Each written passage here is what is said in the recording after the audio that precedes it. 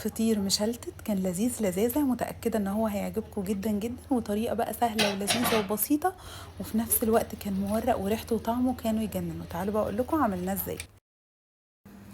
المقادير بتاع الفطير سهلة جدا وبسيطة. 3 كوبايات من الدقيق، يكون مثلا متعدد الاستخدام او اي دقيق يكون موجود عندكم.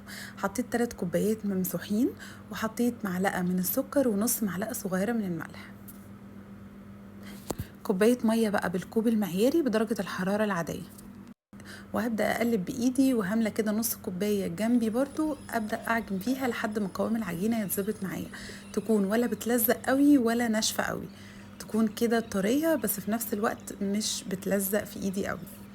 هنعجن شوية حلوين، يعني الفطير بيبقى عايز عجن يا جماعة شوية 10 دقايق كده ولا حاجة، وبعدين دهنتها زيت وغطيتها ترتاح. ده القوام بتاعها.